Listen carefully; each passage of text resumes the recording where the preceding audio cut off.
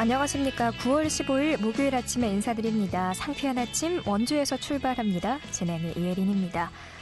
오늘은 서쪽 지방을 중심으로 늦더위가 기승을 부리면서 한낮에는 가을볕의 기온이 크게 오르겠습니다. 오늘 원주 지역 한낮 기온 30도까지 오르면서 어제보다 높겠는데요. 남은 한 주간 30도 안팎의 늦더위는 계속되겠습니다. 이후 다음 주 날씨는 제14호 태풍 남마돌이 변수가 되겠습니다. 아직 태풍 진로가 유동적인 만큼 앞으로 발표되는 태풍 정보 잘 확인해 주시길 바랍니다. 오늘 준비한 소식입니다. 강원특별자치도 출범을 앞두고 원주시 의회가 강원특별자치도 특별위원회를 운영합니다. 도내 기초의회에서 특별자치도 관련 특위가 구성된 건 원주시가 처음인데 활동 내용과 계획 들어보겠습니다. 평생 학교를 갈 수 없었던 할머니들이 학교에서 할머니들만의 문화 콘텐츠를 만듭니다. 황둔초 분교가 할매 발전소라는 공간으로 재탄생해 할머니들이 만든 작품 전시를 진행 중인데요. 리포터 코너에서 자세한 내용 알아봤습니다. 원주에서 시작해 국가기념일로 제정된 농업인의 날을 기념하는 삼토 페스티벌이 이달 23일부터 25일까지 개최됩니다. 한 해 수확을 축하하는 농업인들의 축제 원주 삼토 페스티벌 개최 소식 들어봅니다. 9월 15일 목요일 상쾌한 아침 원주에서 출발합니다.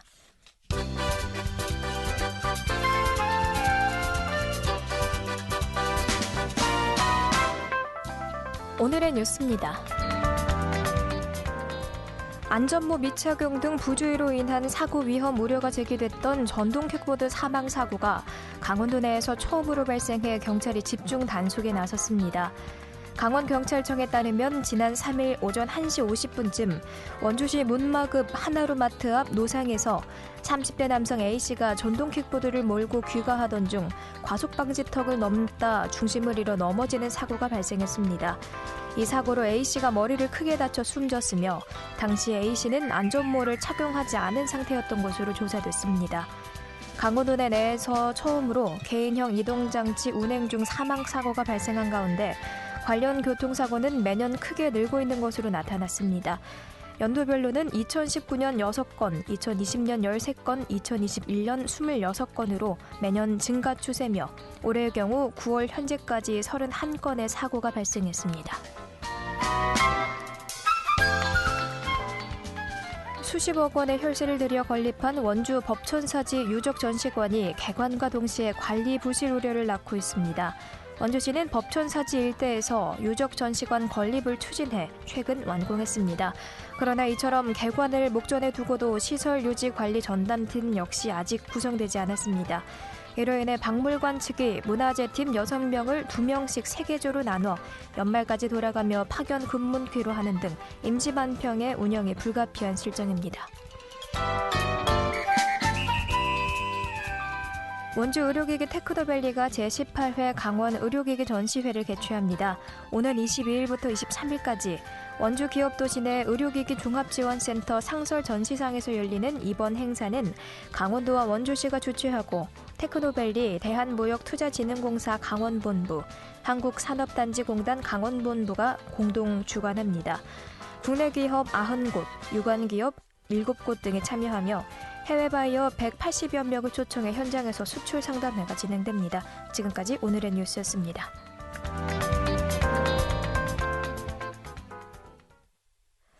강원특별자치도 출범을 앞두고 원주시의회가 도내 기초의회 가운데 처음으로 강원특별자치도 특별위원회를 운영합니다.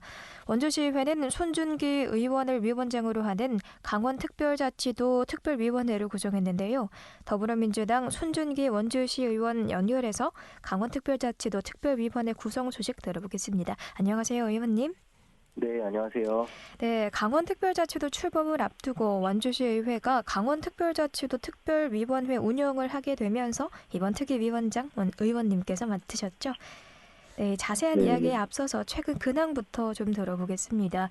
이번 제9대 원주시의회 원구성에서도 알 수 있듯이 손준기 의원께서는 강원건설도시위원회 부위원장을 맡고 있기도 한데 최근 의정활동 근황은 어떻게 되실까요? 네, 저는 단계동, 우산동, 학성동 지역구거든요. 네. 이제 여기가 원주시의 이제 심장부와도 같은 곳이라서 네. 이제 저희가 2달 반 정도 하면서 저희 지역구 현안 사업이 굉장히 많아요. 이제 그래서 현장에서 발로 뛰면서 의정 생활을 하고 있습니다. 이번 특별자치도 특위가 어떻게 구성이 됐을지도 궁금합니다. 네, 대략적인 취지가 저희 원주시가 특별자치도를 담았을 때 이제 예상되는 효과 그리고 문제점을 파악하면서 우리가 새롭게 달라지는 제도에 따라서 이제 저희 의회에서 후속되는 이제 조례들을 준비하고 이제 강원특별자치도가 특별자치도 취지와 설치 목적에 부합되게 운영될 수 있도록 이런 원주시의 대응 전략을 마련하고자 합니다. 네. 네. 이 지난 7일에는 의회 운영위원회 회의를 열었고 강원특별자치도 특위 구성을 결의했는데 여기서는 어떤 이야기가 오갔을까요? 네, 저희가 특위 구성 결의할 때 제가 발의하고 나가지고 네. 이제 제 그 이슈화가 됐었던 거는 현재 지금 원주시에서는 어떻게 특별자치도에 대한 대비를 하고 있는지를 많이 물어보셨었는데 네. 이제 원주시 기획예산과의 특례 발굴 현황을 보면 이제 11개의 특례 사업이 들어가 있습니다, 현재. 그리고 이는 이제 물환경 보존법이나 오염 총량 관리 그리고 수도법 같은 이제 불온국가 산단을 기반으로 삼성 반도체 공장 유치를 위한 이런 특례 발굴이 여기에 포커스를 맞추고 있거든요. 네. 네. 네. 이 도내 기초의회에서 강원특별자치도 관련된 특위가 구성된 건 처음이죠. 이 활동 네네네. 내용은 어떻게 될까요? 먼저 저희가 특위 관련해가지고는 처음에 제가 한 달 전부터 이제 준비를 했어요. 네. 그리고 처음에 이제 특별자치도라는 얘기가 나왔을 때 우리 원주시에는 대체 어떤 효과가 있는지 우리 지금 원주시 같은 경우에는 어떤 인구가 36만인 도시인데도 불구하고 저희가 좀 이렇게 많은 혜택을 받는다는 느낌은 받지 못하잖아요. 네. 그래서 저희가 이제 이번 특위를 구성하게 된 거는 이제 저희가 기획예산과 강원특별자치도 TF팀이나 이제 관련 공무원들을 이제 만나다 보니까 이제 특위 구성을 통해서 저희가 시의회에서 해야 될 일들이 좀 있겠구나 해가지고 전 구성을 하면서 네. 이제 10월 중에 저희가 2차 회의를 하고 11월에서 2월 중에 이제 원주 시민들을 대상으로 저희가 세미나와 이제 국가정책 연구, 행정정책 연구 개발을 이제 수행하게 되고요. 이제 3월에서 5월 중에서 특위 활동 상황을 정리하고 이제 6월 11일에 출범하게 되면서 이제 마무리하려고 합니다. 이 강원특별자치도 설치 법안 마련에 따른 시의회 대응 방안으로도 어떤 이야기가 나왔을까요? 예, 이제 지금 현재 특례 발굴에 대해서는 1차 개정이 이제 이미 올라간 상태예요. 네. 네, 11개의 특례가 올라갔고 지금 이거는 9월에 시군의회 협의랑 의견 수렴 통해서 모든 특례를 구체화하면서 이제 최종적으로 10월에 입법 순위를 정한 다음에 네. 2023년 3월에 이제 개정안 발의하고 이렇게 해서 1차가 끝나거든요. 그래서 저희가 할 수 있는 거는 사실상 이제 특례 정책을 발굴하는 과정이 이제 2차 네. 그리고 3차 개정 이렇게 계속되는 개정에 포함될 수 있도록 최대한 노력할 수 있는 부분이고요. 네.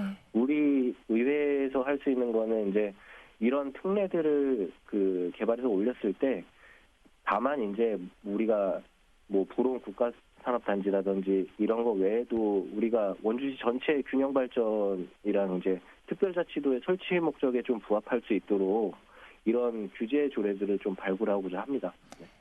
이 시의회 특별자치도 특위가 어제 또 235회 정례회 1차 본회의에 인정되면서 본격적인 활동에 나섰다고 볼 수 있겠습니다. 내년 네. 6월까지 활동하게 된다고요? 네, 맞습니다. 이제 특별자치도가 이제 성공적으로 출범하게 됐을 때 이제 아마 특별자치도 지원에 대한 어떤 특위 구성이나 이런 것들이 있을 수 있고 그리고 시의회 감사에 관한 그리고 이제 특례 발굴을 포함한 특위 구성이 또 될 수 있고 되게 다양한 특위 구성이 나올 수도 있고 연구회 활동도 아마 활발하게 진행이 될 거라 예상을 하거든요. 네. 그래가지고 저희가 11일까지 어느 정도 시민들과 이제 접촉하면서 이제 세미나라든지 이제 국가정책 연구라든지 이런 것들을 어느 정도 해놓은 상황에서 그렇게 이제 출범을 하게 되면은 아무래도 성공적인 출발이 되지 않을까 해서 합니다. 네. 네, 저 제주나 세종의 경우에는 시군 자치권이 없잖아요. 그것과 예. 다르게 강원특별자치도의 경우에는 18개 시군의 자치권은 유지하면서 강원도 그리고 시군 간의 특수성을 인정한다는 게 또 다른 점이죠.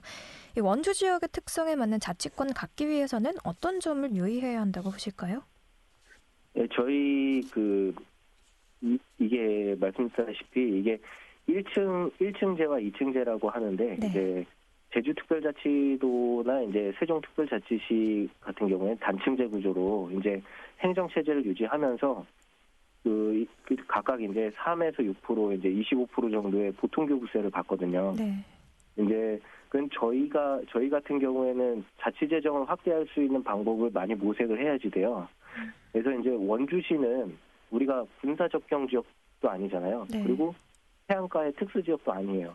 또 탄광 특수 지역도 아닌 지역이다 보니까 우리 강원특별자치도가 원주시 특성에 맞게 온전히 자리 잡기 위해서는 이제 분야별 연구자나 관련 학회, 기관, 뭐 공무원 같은 이제 실무 워킹 그룹이랑 손발을 맞춰가지고 이제 원주시 자체 특별자치도 홍보부를 조성하면서 그 자치정 확대에 좀 어떻게 포커스를 맞춰가지고 가야 된다고 생각을 합니다.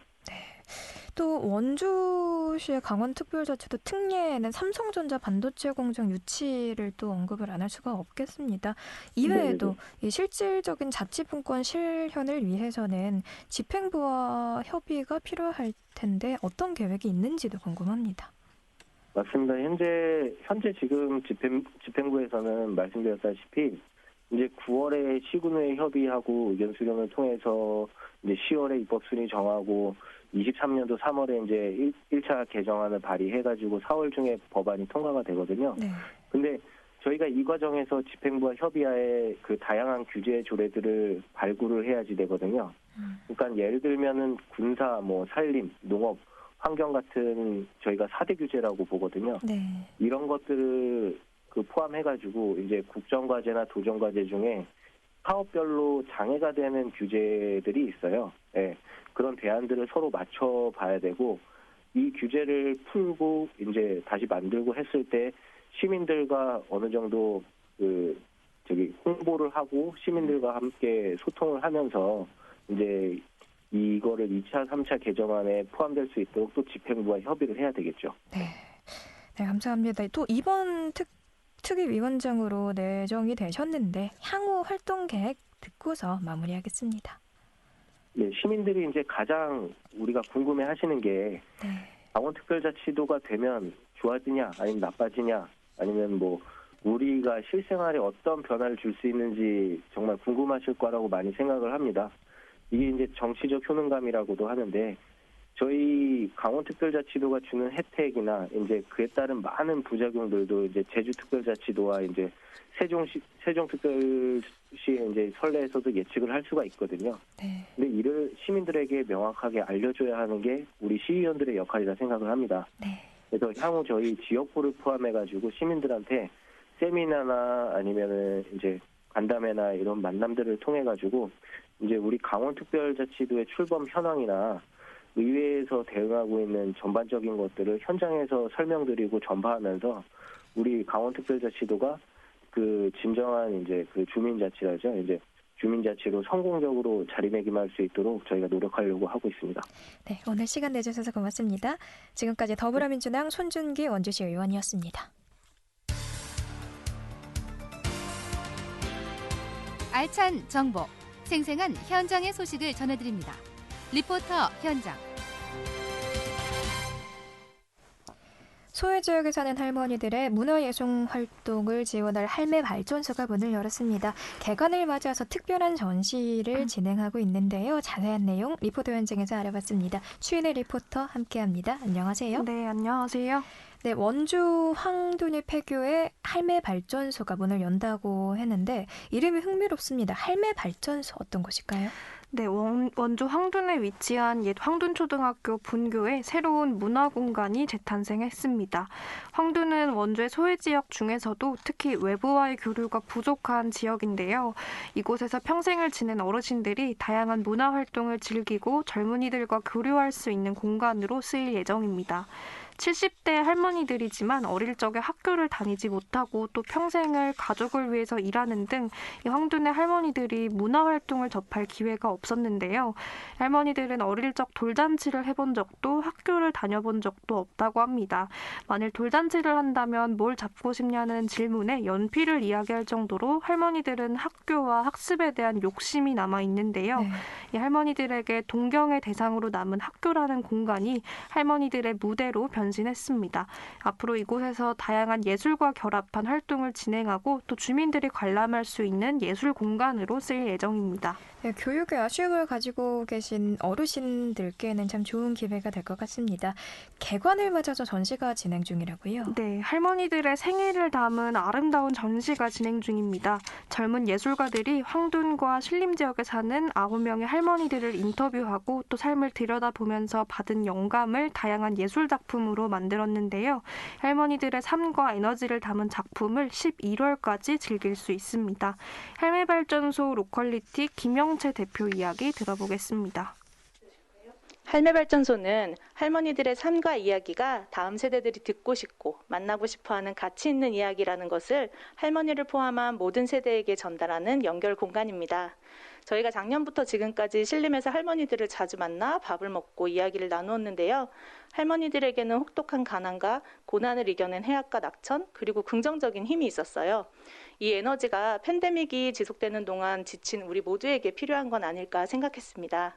할매발전소에서 할머니의 삶의 무늬를 들여다보며 그 속에 담긴 강인하고 아름다운 생의 에너지로 지친 마음의 공명과 위안을 얻길 바라며 많은 분들이 알아차림 전시에 찾아주셔서 신림 할머니들에게 아낌없는 응원을 부탁드립니다.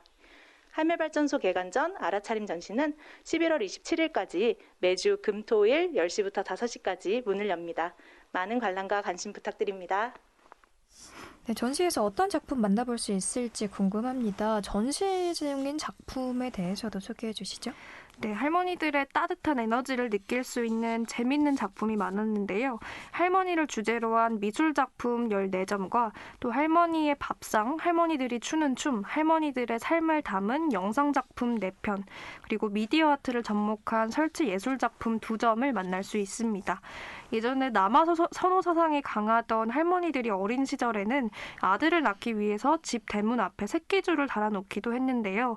환영받지 못했던 할머니들의 서름을 달래고자 새끼줄을 중간중간 잘라놓은 작품도 있고요. 또 할머니들의 평생 먹거리이자 일거리였던 옥수수밭을 재현해낸 공간도 있습니다. 이 작가는 고단하게 옥수수밭에서 세월을 보낸 할머니들에게 노을이 지는 옥수수밭의 아름다운 풍경을 선물해주고 싶었다고 하는데요. 이 옥수수밭에 노을이 지는 과정을 아름다운 조명으로 표현해내서 사진을 찍기에도 좋습니다. 이외에도 다양한 작품에 얽힌 이야기를 들으면서 전시를 구경하는 재미가 쏠쏠한데요. 현장 이야기 이어서 들어보겠습니다. 으로 작품을 구상을 했어요. 그래서 이제 서영희 작가님 같은 경우에는 이제 거의 할머니의 전 일생을 이렇게 훑으면서 작품을 만들었거든요. 여기는 이제 흔히 볼 수 있는 그 할머니 집 뒤에 볼 수 있는 그런 감독 공간이고 정화수를 떠놓고 할머니가 항상 가족들의 건강과 안녕을 기원했던 그 장소를 초입해다가 일반 전시하고는 틀리거나 전시와 체험을 동시에 할 수 있는 전시관이어서 아주 색다르고 새로웠습니다. 어르신들 보니까 또 어르신들의 맑은 티 없는 웃음으로 흥겹게 춤추시는 모습 좋았습니다. 또 앞으로도 어떻게 활동이 진행될지 기대됩니다. 네, 이번 전시는 11월까지 진행되는데요. 강원문화재단의 후원으로 운영되는 만큼 모든 시민들이 무료로 전시를 관람할 수 있습니다. 할매발전소에 있는 할머니들의 삶을 보면서 할머니들의 따뜻한 에너지로 위안받을 수 있을 것 같은데요. 또 다가오는 11월에는 할매발전소에서 신림에 사는 지역 주민들과 함께 예술활동 워크숍을 진행합니다. 이렇게 할머니들과 더 적극적으로 소통하고 함께 활동하면서 내년에는 더 알찬 전시로 찾아온다고 하니까 이 할매발전소에 많은 분들의 관심이 이어지면 좋겠습니다. 네, 학교라는 공간에서 할머니들의 못다 이룬 꿈을 다시 살펴볼 수 있는 좋은 기회가 될 것 같습니다. 오늘 소식 고맙습니다. 추인의 리포터였습니다. 네, 감사합니다.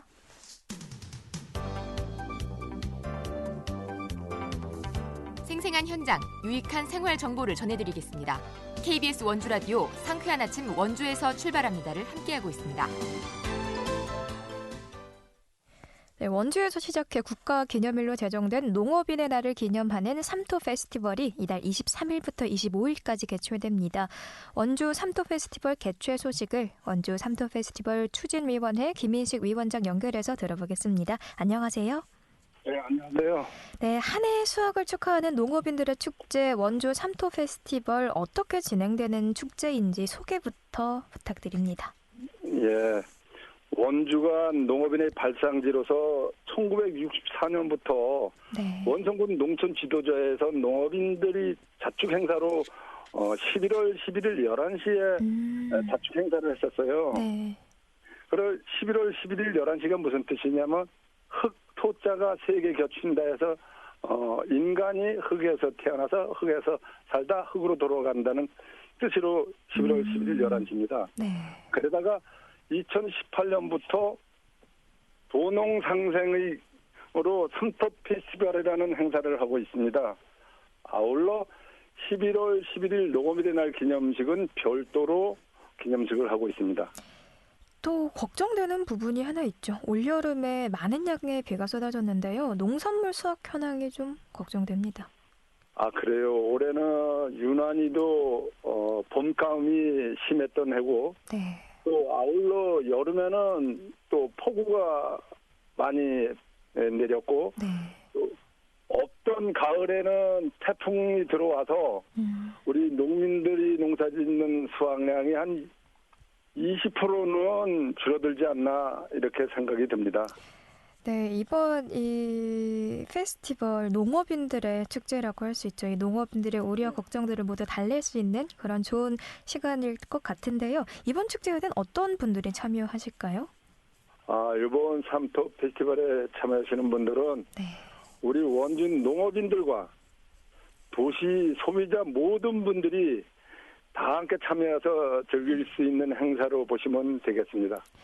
이 농민들의 구슬담으로 수확된 다양한 농산물들도 만날 수 있을 것으로 기대가 되는데요. 어떤 농산물들이 있을까요? 아, 그 원주의 대표 브랜드인 토토미 쌀, 네. 치악산 배, 사과, 신선한 채소, 좋은 밤 고구마, 치악산 한우, 한돈 등 농업인들이 생산한 농산물이 축제 기간에 나와서 신선한 농산물을 저렴하게 판매할 수 있는 계기가 될 거라고 생각합니다. 네, 볼거리, 즐길거리도 참 풍성하다고 들었는데요. 어떤 체험 프로그램들이 있을까요? 아, 볼거리로는 올해 처음 삼토 주제관이라는 관을 개설을 해서 거기에 옛날 선조들이 쓸 수 있었던 농기구들이 전시가 되고 또 삼토 노래자랑, 마당놀이, 원주시 읍면동 대항 연자방아 돌리기 등 또 결안 꾸러미 체험 행사 등등 다채로운 체험 행사가 있습니다. 네, 올해에도 이 축제 좋은 성과가 있기를 기원하겠습니다. 초대 말씀과 함께 청취자분들께 한 말씀 하시고요. 마무리하겠습니다. 예, 원주 시민 또 도시민 여러분들이 부담 없이 삼토 페스티벌에 참석해 주셔서 자리를 빛내주시고 함께 농업인들과 즐겨주셨으면 고맙다는 말씀을 드립니다. 네, 감사합니다. 지금까지 원주 삼토 페스티벌 추진위원회 김인식 위원장이었습니다. 9월 15일 목요일에 전해드린 KBS 원주 방송국 상쾌한 아침 원주에서 출발합니다. 오늘 순서는 여기까지입니다. 지금까지 이혜린이었습니다. 고맙습니다.